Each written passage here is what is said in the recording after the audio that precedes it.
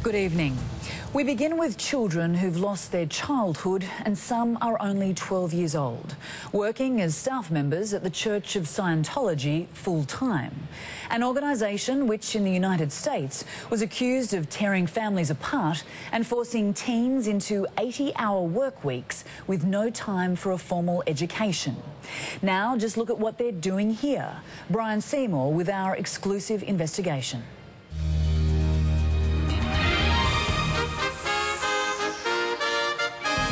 Now this is one of the children walking across the road. Yeah. That is it? Okay. They're in an age where they should be starting high school, but they're working at the org full time. And long hours? Yeah, it's 8 or 9 hours a day, 5 days a week. For these kids? Yes. What are these kids doing in place of numeracy and literacy? How to be a Scientologist. It's nearly 8 o'clock in the morning in the heart of Melbourne City. Staff at the Church of Scientology on Russell Street are arriving at work. Who do we have walking along the street here? So in the red jacket is... This is a 13-year-old boy? Yeah, he would be 13. He was 12 when he started on full-time staff. Full-time staff, full-time work. Yes. What sort of work is a child of that age doing at the Church of Scientology? Mostly clerical or admin type of work. So he'll just be... Like a mailboy. Yeah. Yeah. This 13-year-old boy is one of 8 children we filmed on various weekdays over several weeks. While most children are starting school, these children arrive at the Church of Scientology.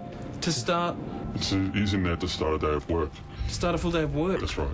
What sort of... That's what they do 5 days a week. What sort of tutoring, homeschooling is he getting in there? He's supposed to be getting homeschooling for, I think it's 3 hours a day, 5 days a week, but he's not getting any. Our source recently left Scientology after several years on staff and says he felt compelled to speak out for these children.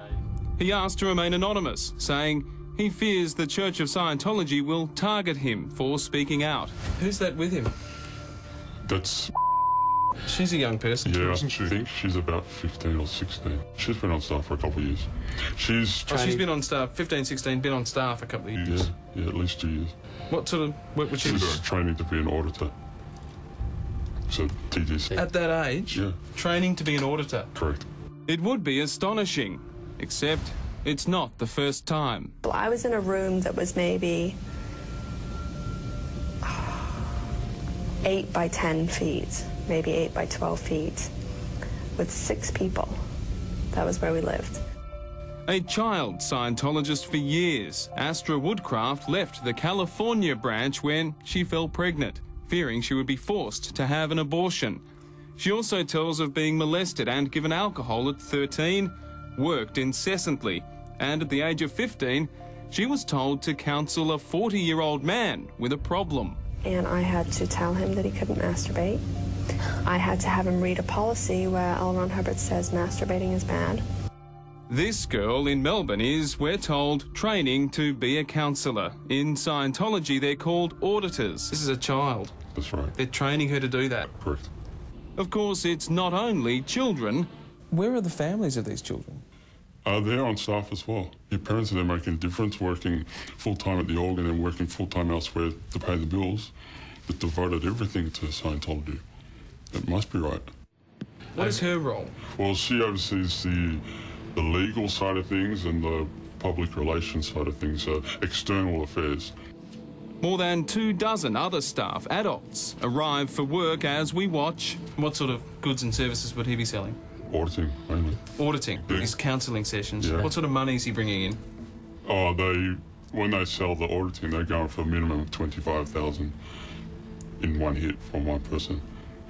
$25,000. Correct. People pay this Yeah, people for this extended, intense counselling. people max out their credit cards. According to the critics, this is Scientology's real purpose, to make money. It's a cash cow. What was it? It's a cash cow. Cash cow. As the staff meeting gets underway at 9 a.m, we see the most senior Scientologist here. She is from a group called the Sea Organization, or Sea Org, an elite corps based in Clearwater, Florida. And she's there to oversee the Finances. Because that's an important part of the church, isn't it? Yeah. How important are the finances to Scientology? Well, it's all about money. 12 or 8. Here we go sailing into weird territory. In the 1960s, Scientology founder L. Ron Hubbard decided to live on a ship, this ship. Thus was born the Sea Organisation, founded with Hubbard's first crew at sea. They lived only to work, for no money. In this BBC documentary shot in 1967, the elusive Hubbard was tracked down to a small port in North Africa, where he agreed to this interview. Skio, which means knowing how to know in the fullest sense of the word, ology, which is study of. So it is actually study of knowingness. What does it do for you, in theory? It increases one's knowingness. But if a man were totally aware of what was going on around him, he would find it relatively simple to handle any outnesses in that. Even after 3 hours of talking, we never got an explanation from him that we could understand. Remember, this rambling raconteur is revered by Scientologists. He considered all children adults. Sydney man David Graham joined Scientology in the 70s and quickly rose in the ranks. He was a case supervisor responsible for the whole of the eastern seaboard of the United States. He says children in the Sea Org in the 1980s had a very rough ride. One in particular said that she did very little schooling whatsoever, and they were working from 9 a.m. through until about 11 p.m, and some days going through to 2 a.m.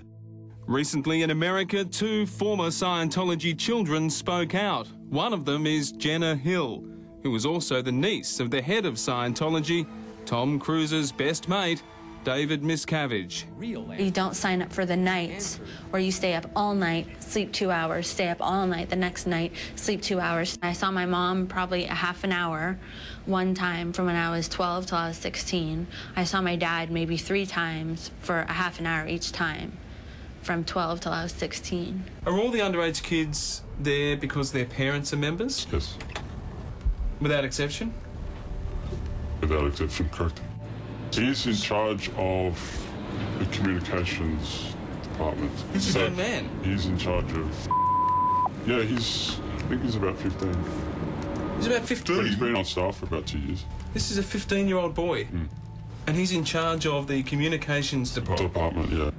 This child runs the mail boys, plus the computers, emails and electronic communications between different branches of the church. So he's running the communications? Yes. In Scientology instead of studying in class? He wasn't doing any study while I was there, except for Scientology study. Well, again, I have to ask you, not doing any study, not getting any homeschooling?